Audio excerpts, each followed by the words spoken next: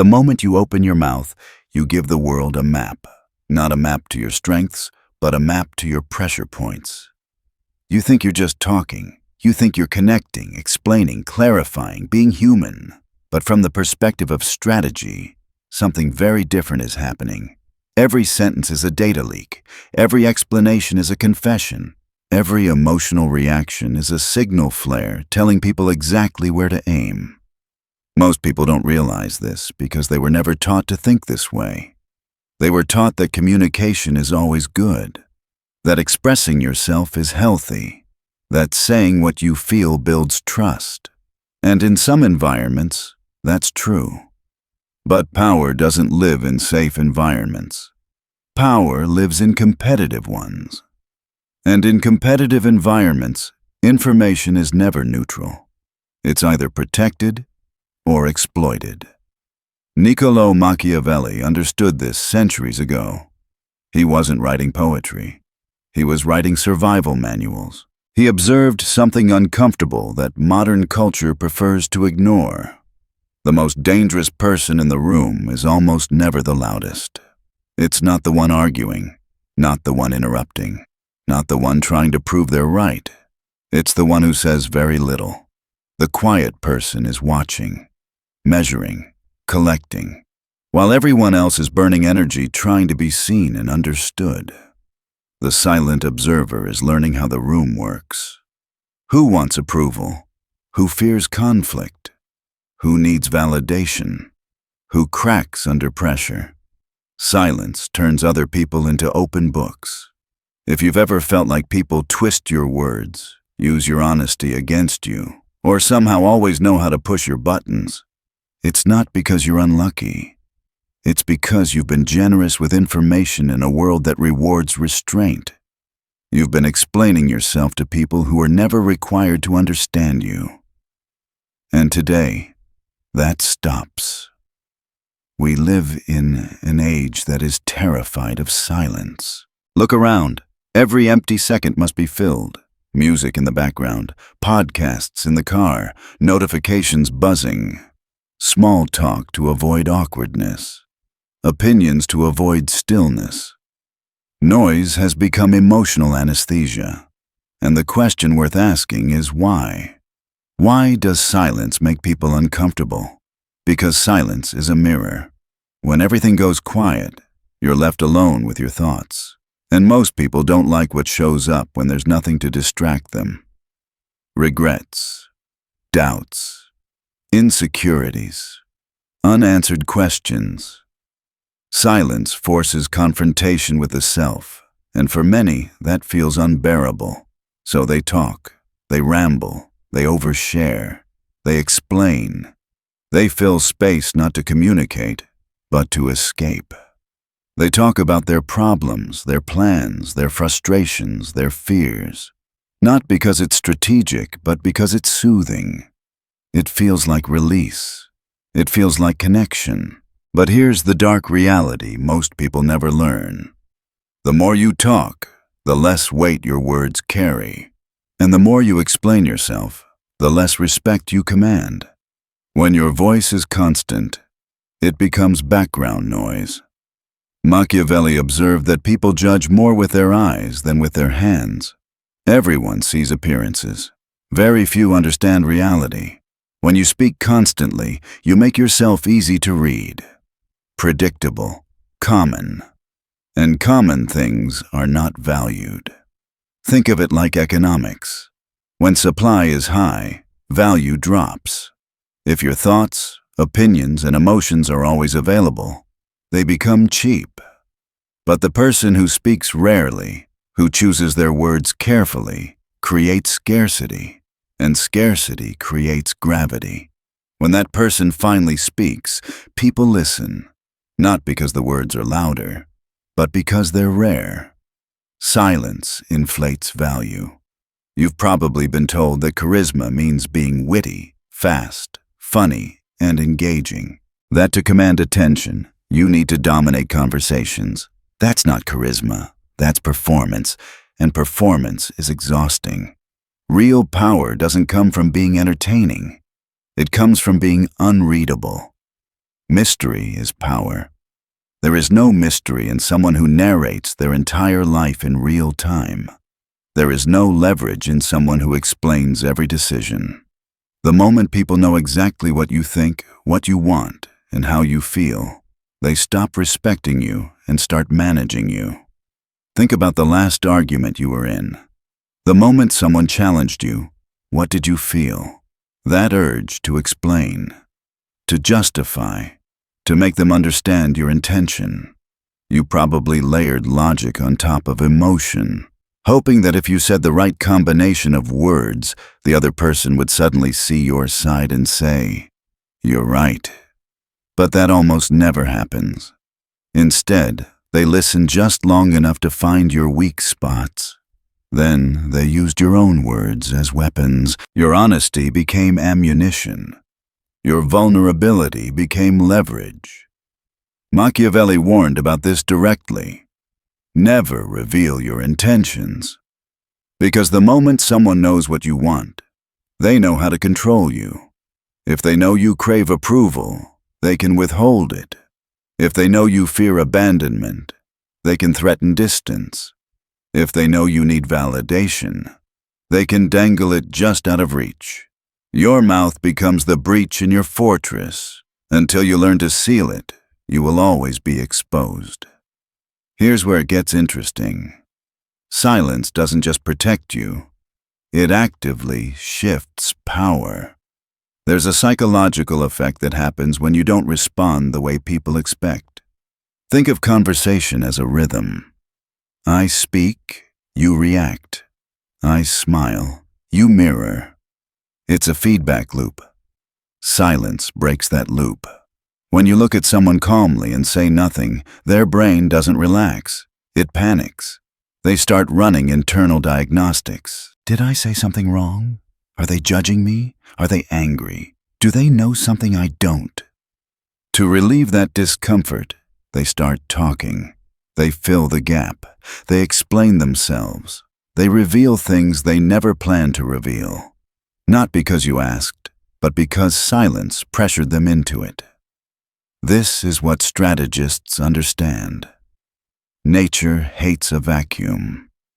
People will rush to fill silence, even if it costs them leverage. Machiavelli advised leaders to let others show their cards first. Silence forces that outcome. It turns the dynamic upside down. Suddenly, you're not seeking approval. You're evaluating. You're not defending. You're listening. You're not reacting. You're deciding. And this is why silence feels uncomfortable to practice. Because it requires you to sit in tension without escaping it. Most people would rather sabotage their own position than endure 5 seconds of awkwardness. They talk to relieve pressure, not realizing that the pressure was working in their favor. Silence is not passive. It's aggressive restraint. And once you understand that, you begin to see one of the most damaging habits people have without realizing it. A habit that quietly destroys status, authority, and respect. It's called JAD. Justify, argue, defend, explain. Every time someone questions you, challenges you, or even looks at you the wrong way, the instinct kicks in. You rush to clarify, to prove innocence, to smooth things over. Listen to the tone when people do this. It's not the tone of power. It's the tone of a subordinate. And power never lives in that posture, but will go deeper into that. Justify, argue, defend, explain is one of those behaviors that feels harmless on the surface. It even feels responsible, polite, mature. You think you're being reasonable. You think you're clearing misunderstandings. But what you're really doing is quietly handing authority over to someone who never earned it. Every time you explain yourself, you're sending a message. You have the right to judge me. Every time you defend a decision, you're saying, I need your approval.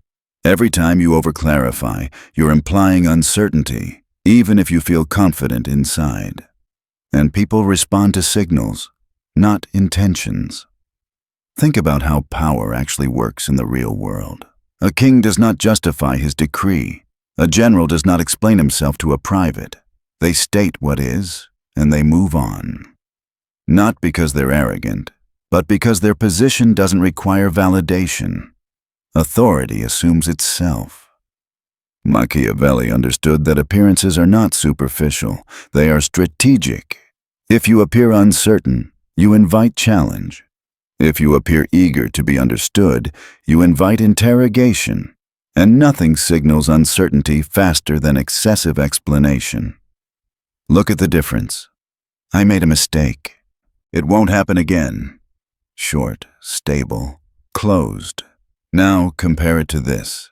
I'm really sorry. I was exhausted and traffic was terrible and my alarm didn't go off and I didn't mean for it to happen. That second version sounds human, but it also sounds fragile. It sounds like scaffolding holding up a shaky structure. The more words you add to support an action, the less solid it appears. Strong structures stand on their own. Weak ones need reinforcement. Your explanations are reinforcement. This is difficult because it cuts against how most people were raised. You were taught to be nice, to be polite, to smooth things over. But politeness is often just submission wearing a suit. And submission, no matter how elegant, never earns respect. Here's a simple experiment that will feel uncomfortable the first time you try it. When someone asks why you did something, give the real reason in one sentence or say, "Because I decided to." Then stop talking. No apology, no justification, no emotional cushioning. Watch what happens. They'll pause. They'll look confused. They'll wait for the rest, the explanation, the softening. When it doesn't come, something shifts. You've just demonstrated that you are not asking for permission to exist, and that alone elevates you. This is where silence becomes more than a tactic. It becomes sovereignty. Sovereignty means being willing to let people misunderstand you. It means being strong enough to let someone think you're cold, arrogant, or wrong without rushing to correct the narrative. Most people can't tolerate that. Their self-worth is tied to how they're perceived in the moment. So they chase approval, one sentence at a time. Can you handle being the villain in someone else's story? Can you let them misjudge you and still sleep peacefully at night? If you can, you're dangerous, because your sense of self is no longer held hostage by other people's opinions, and that is real freedom. In warfare, intelligence wins battles before they're fought. If I know your position, your supplies, your fears, and your intentions, I don't need to overpower you. I just need to wait. Life works the same way. It's a competition for resources, status, security, peace of mind. Machiavelli famously wrote that the lion cannot protect himself from traps, and the fox cannot defend himself from wolves. One must be both. But to be the fox, to see traps, you must operate in shadow. You must be unreadable. When you tell people everything about your life, you're not being authentic. You're illuminating your position. You're turning on floodlights in a dark field. Everyone can see you. You can see no one. You tell coworkers you hate your boss. Now they have leverage. You tell friends about your relationship problems. Now your partner is vulnerable to judgment and gossip. You tell the internet your next move. Now competitors know exactly how to block you. You call it venting. Machiavelli would call it self-sabotage. Power requires information asymmetry. You must know more about others than they know about you. And the simplest way to build that asymmetry is not by lying, but by withholding. Ask questions, listen carefully, offer vague reflections in return. When someone asks, "What have you been up to lately?" the amateur gives a full report. Plans, struggles, goals, hopes. The strategist says, "Staying busy, things are moving," then redirects. "How's that new project going for you?" People love to talk about themselves. If you let them, they'll leave the conversation feeling understood, validated, and impressed, without learning anything about you. They'll think you're fascinating, even though you revealed nothing. That's the paradox. When people don't know what you're doing, they can't sabotage you. They can't envy you effectively because they don't know what to envy. They can't block your path because they don't know where you're headed. The unknown makes people uneasy. Why are humans afraid of the dark? Not because of what's there, but because of what might be there. When you're silent, you become that darkness. People project their assumptions onto you. They assume you're smarter than you are, more connected, more prepared, more dangerous. Let them. Don't rush to dismantle the illusion. This isn't about deception. It's about privacy, and privacy is power. In an era where everything is tracked, shared, and monetized, choosing not to broadcast your life is a radical act. Be the glitch. Be the blank space. There's another cost to constant noise that rarely gets discussed: energy. Talking drains you. Explaining drains you. Performing drains you. Think about how many times you've come home exhausted from a social situation, not because you worked hard, but because you managed yourself for hours, smiling on cue, laughing at jokes you didn't find funny, filling silence so others wouldn't feel uncomfortable. That's energy leakage. And then you wonder why you have nothing left for your goals. You spent it all making other people comfortable. Machiavelli was a pragmatist. He believed in conserving resources. You don't conquer empires by marching in circles. Silence is conservation. It keeps your energy contained. When you speak less, you leak less.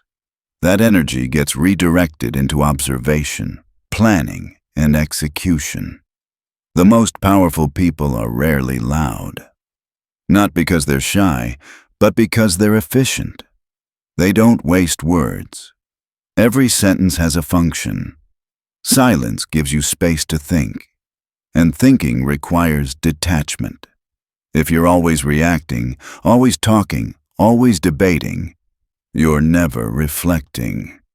You become a leaf in the wind, blown around by whatever opinion is loudest that day. To be strategic, to be Machiavellian, you must step back. You must observe from a distance. Silence creates that distance. It removes you from chaos and places you above it. When you're quiet, you start seeing patterns. Who's posturing? Who's lying? Who's insecure? Who's really in control? You can't see the game if you're the ball. And once you understand that, you'll realize something else uncomfortable. Being quiet often makes people think you're boring. Let them. While they're dancing for attention, you're building something that doesn't require applause. But silence alone isn't enough. There's another layer: fear, unpredictability, and control. And that's where we go next. Let's talk about fear, because this is where silence moves from defense into domination.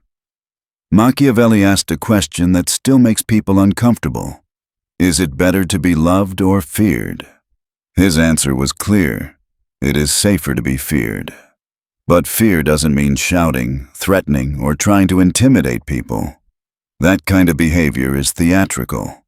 It's the behavior of someone who needs to look powerful because they aren't. Real fear is quiet. It comes from unpredictability. If I know exactly how you'll react, I can control you. If I know that when I criticize you, you'll get defensive, I can keep you reactive. If I know that praise makes you soften, I can disarm you with flattery. Predictability turns you into a machine with buttons, and anyone who knows the buttons owns the machine. Silence destroys predictability. When someone insults you, they expect anger. When someone pressures you, they expect explanation. When someone provokes you, they expect reaction. Give them none. When you stay silent, you interrupt the cause and effect loop their brain relies on. They can't orient themselves. Military strategists call this the OODA loop. Observe, orient, decide, act. Silence jams that system. They can observe you, but they can't orient. There's no data, no reaction, no feedback. Now they're uncomfortable. Now they're guessing. And guessing creates fear. You see this play out constantly. Someone makes a sharp comment, expecting a response. You look at them calmly and say nothing. Their confidence collapses in real time. They wonder if you heard them, if you're plotting, if they went too far. You didn't escalate. You didn't submit. You removed yourself from their script. By withholding reaction, you keep autonomy. You choose if you'll respond, when you'll respond, and how. That gap between stimulus and response is the true location of control. Most people don't have that gap. Something happens, and they react instantly. Emotion leads. Words spill out. Regret follows. They live on a leash made of impulse. The disciplined mind inserts silence. In that silence, you ask one question. Does reacting serve my objective? If the answer is no, you don't react. You don't explain. You don't correct. You don't defend. You let the moment pass and the power stays with you. This is deeply unsettling to manipulative people. Manipulators rely on emotional access. They probe for triggers. Insecurity, ego, fear. If they press a button and nothing happens, the system breaks. They lose control. You become unplayable, a ghost. And you can't fight a ghost. You can't grab it. You can't predict it. You can only fear it. Machiavelli believed adaptability was the ultimate advantage. Fortune changes. Situations shift. The rigid break. Silence keeps you flexible. It's a blank canvas. From it, you can choose any response: aggressive, calm, friendly, detached, based on strategy, not impulse. This is how you become both fox and lion. But how do you apply this without becoming socially isolated or robotic? You don't disappear. You use tactical silence. You speak with intent. You withhold by default. There are 3 protocols that make this practical. Protocol 1, the 3-second rule. Before responding to any question, accusation, or emotional statement, count to 3. 1, 2, 3. Then speak or don't. This single pause kills the people-pleaser reflex. It forces your response to come from control, not anxiety. It also makes you appear thoughtful and grounded. Your words carry more weight because they weren't rushed. Protocol 2, the soft gaze. When someone tries to intimidate or pressure you, don't glare. Don't look away. Just look at them. Relax your face. Breathe. Say nothing. Most people can't tolerate being held in calm silence. They'll repeat themselves. Justify, backpedal, break eye contact. You become the rock. They become the water. Protocol 3, the information diet. Stop narrating your life. Stop reporting every thought, every plan, every frustration. Go dark for 30 days. No oversharing. No constant updates. No emotional dumping. At first, anxiety will spike. That urge to explain, to be seen, to be understood, it will scream. Let it scream. On the other side of that discomfort is a calm, cold power most people never experience. You'll start seeing conversations differently. You'll notice how often people talk to manage their own anxiety, how often words are used not to communicate, but to self-soothe. You'll also notice something else. When you stop giving away information, people start projecting. They fill in the blanks, and their projections are usually more flattering than the truth. They assume you're busy. focused, strategic, dangerous. Let them.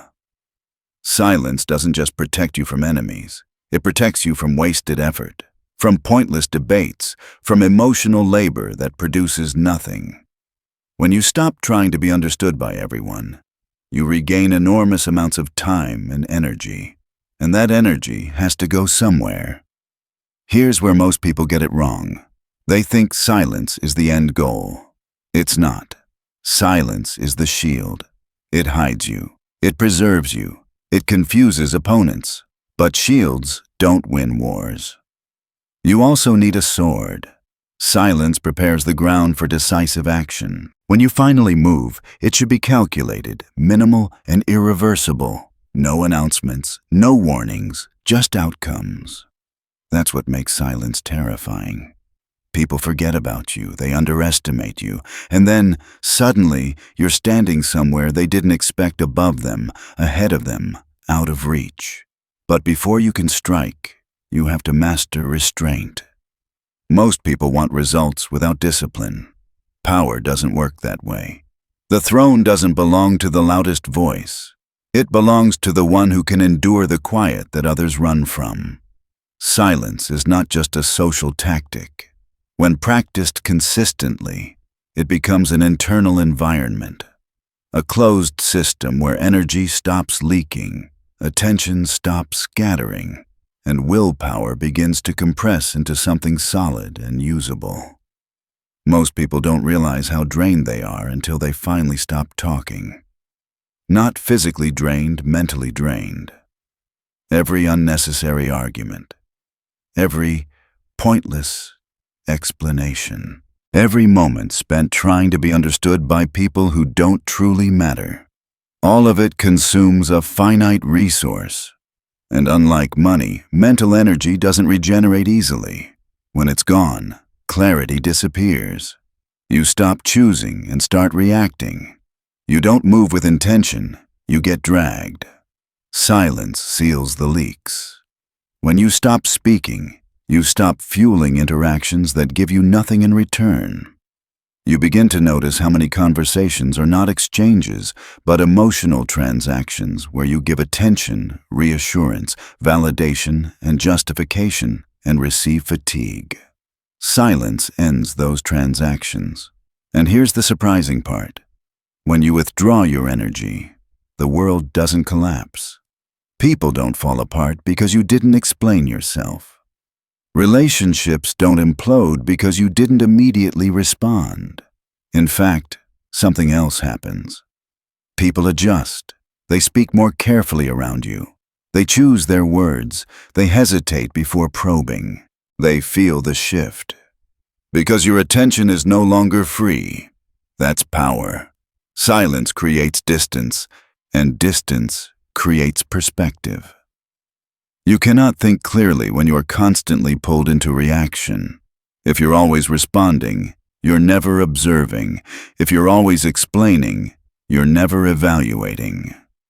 Strategy requires space, and silence is how you create it. Machiavelli was not interested in feelings. He was interested in structure. He understood that control begins with vantage point. You cannot see the system while trapped inside its noise. Silence allows you to step outside the immediate moment and view the terrain as a whole. When you stop engaging in every conversation, patterns emerge. You see who talks endlessly but never acts. You see who moralizes to hide incompetence. You see who uses volume to disguise emptiness. You see who provokes to feel relevant. These things are invisible when you're busy participating. There is a fear most people won't admit to. The fear of being perceived as boring. Modern culture worships stimulation. If you're quiet, if you don't react, if you don't perform, people label you as dull, cold, or disconnected. Let them. While they burn energy maintaining a persona, you're accumulating something far more valuable. While they chase dopamine through attention, you're building leverage that doesn't depend on approval. Applause is cheap. Freedom is expensive. And the currency of freedom is focus.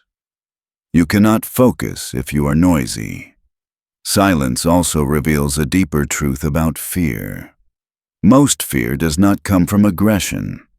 It comes from uncertainty. A loud enemy is manageable. A predictable opponent is controllable. But someone whose reactions cannot be anticipated creates anxiety. This is why silence produces respectful fear. Not because you threaten anyone, but because you provide no data. You don't confirm expectations. You don't follow scripts. And when expectations collapse, the human mind fills the gap with imagination. And imagination is often harsher than reality. If I know you'll get angry when insulted, I can bait you. If I know you'll explain when questioned, I can drain you. If I don't know what you'll do, I lose leverage. Unpredictability becomes a shield, and silence is the simplest way to achieve it. This doesn't mean avoidance. Silence is not weakness. It is deliberate delay. It is the refusal to let someone else set the rhythm of interaction. The moment you respond instantly, you surrender tempo. The moment you pause, tempo returns to you.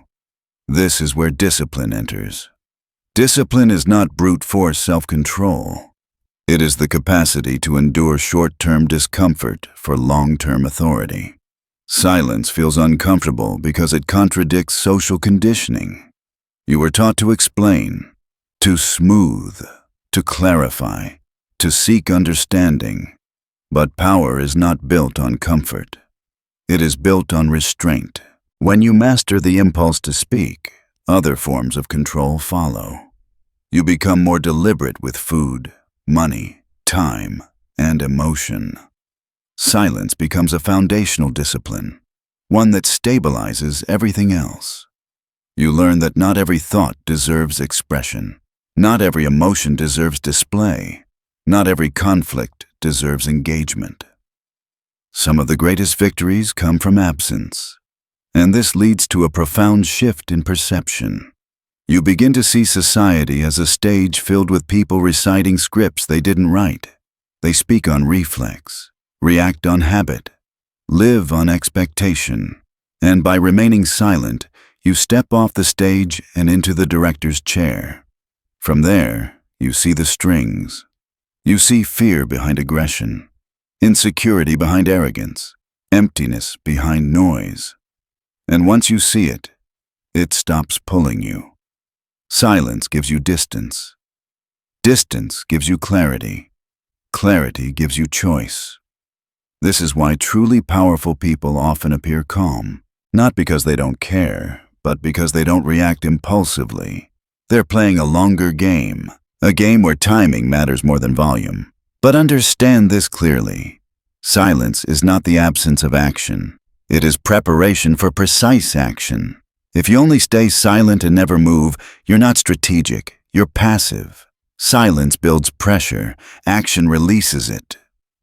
When you've observed long enough, understood enough, and chosen correctly, even a small action can end a conflict before it begins. No announcement, no justification, just outcome. That is what makes silence dangerous. People forget about you, they underestimate you, and then you appear somewhere they didn't expect, above them, ahead of them, out of reach. This is the discipline most people avoid. Not because it's complicated, but because it requires patience. It requires resisting the urge to prove, to explain, to react. The throne never belongs to the loudest voice. It belongs to the one who can endure the quiet others run from. And in the final part, we'll talk about the strike. When to break silence. How to act decisively without warning. And why the combination of restraint and precision is the highest form of power. Silence by itself is not the end of the path. It is the preparation. It is the ground being cleared. The noise being stripped away, the battlefield being studied before the first decisive move is made. Many people misunderstand this and fall into a trap. They become quiet, withdrawn, passive, and they call it strength. It isn't. That is just avoidance wearing the costume of discipline. Silence is the shield. Action is the sword. And a shield without a sword only delays defeat. The mistake most people make is breaking silence emotionally. They stay quiet for weeks, months, sometimes years. And then when they finally act, it's impulsive, angry, sloppy. All the pressure they stored up explodes in the wrong direction. That isn't strategy. That's emotional debt coming due.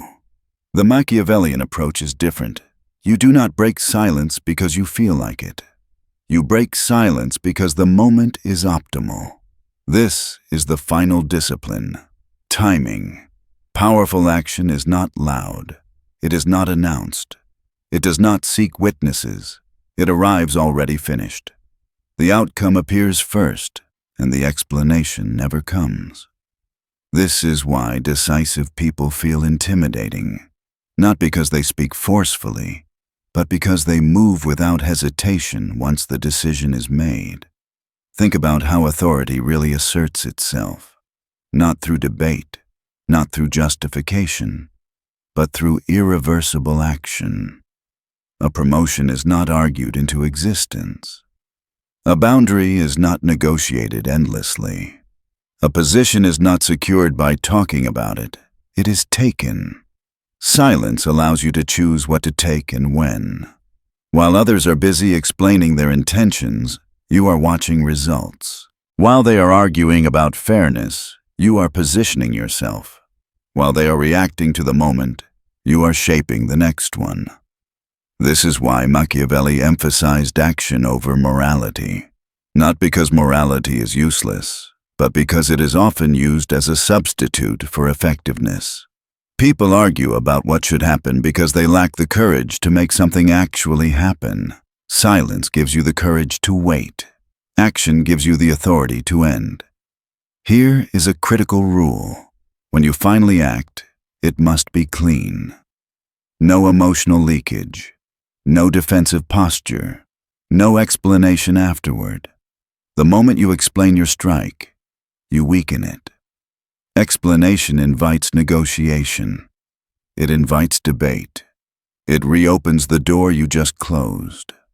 True power acts and lets others interpret the meaning.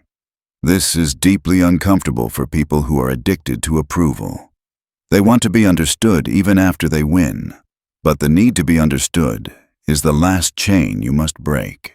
Once you act, the result speaks for you. This applies everywhere. In relationships, silence allows you to observe patterns. Who respects boundaries? Who pushes? Who takes advantage of availability?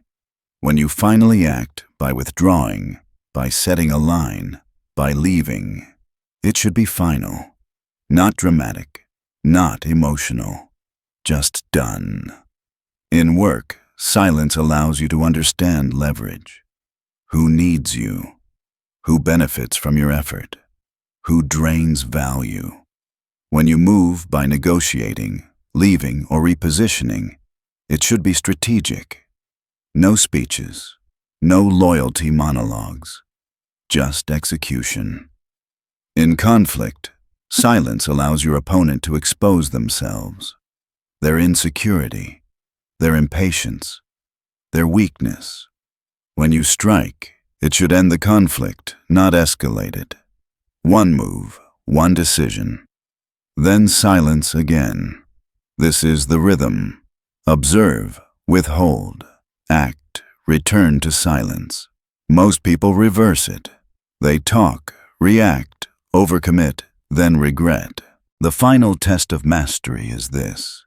Can you act without seeking recognition? Can you win quietly? Can you improve your position without announcing the journey? Modern culture conditions people to perform progress, to share growth, to document every step. That is not power. That is exposure. Real power moves in silence and reveals itself only when the gap is too large to ignore. This is why silence feels threatening to others. They don't know what you're building. They don't know when you'll move. They don't know where you're going. And uncertainty forces them to respect your potential. Remember this. People don't fear strength they can measure. They fear strength they can't see. Silence hides your ceiling. There is one final danger to address. Becoming cold without purpose. Silence without direction turns into isolation. Detachment without intention turns into emptiness. Machiavelli was not advocating withdrawal from life. He was advocating control over engagement. You choose when to speak. You choose when to act. You choose when to reveal. That choice is the essence of sovereignty. Sovereignty does not mean domination over others. It means self-rule. It means your emotions do not dictate your actions. It means your need for validation does not dictate your words. It means the world does not pull reactions out of you on demand. When you reach this point, something subtle but powerful happens. People stop testing you, not because you threaten them, but because they don't get feedback. Their provocations fall flat. Their manipulation has no traction. Their games feel pointless. You are no longer reactive material. And when someone finally does cross a line that matters, your response is calm, minimal, and decisive. No build-up, no warning shots, just consequence. That is what ends games. Silence also restores sanity. The modern world is engineered to keep you noisy, reactive, and exposed. Algorithms reward outrage. Platforms reward oversharing. Culture rewards constant commentary. Silence is rebellion. It is opting out of being farmed for attention and emotion. When you stop feeding the noise, your mind sharpens. Focus returns. Time expands. You realize how much of your life was spent responding to stimuli designed to benefit someone else. You reclaim that time. You reclaim that energy. You reclaim that direction. This is why silence is not weakness. It is the ultimate form of self-respect. But remember, silence is only the beginning. Power is not built by hiding forever. It is built by choosing when to reveal force, when to apply pressure, when to move in a way that cannot be ignored. You do not announce the strike. You do not justify it. You do not explain it. You let the world adjust. That is the final lesson. They can take your money. They can attack your reputation. They can try to provoke you into reaction. But they cannot take your silence unless you surrender it. And once you control your silence, you control the moment you break it. That is where strategy ends and command begins. If you are ready to stop being betrayed by your own words, if you are ready to stop leaking power through explanation, if you are ready to operate above the noise instead of inside it, then remain quiet. Watch carefully, and when you move, make it count. We don't build empires loudly. We build them in the shadows. See you there. Silence is not emptiness. It is control. It is the space where impulse dies and intention is born. When you stop explaining yourself, you stop negotiating your worth. When you stop reacting, you reclaim your direction. The world rewards noise, but power is built in restraint. Speak less. Observe more. Let others reveal themselves while you remain unreadable. And when you finally act, do it with precision, without warning, without apology, without explanation. Words can be twisted. Emotions can be exploited. Reputations can be attacked. But silence, disciplined and deliberate, is untouchable. Master it, and you stop playing the game. You become the one who decides how it ends.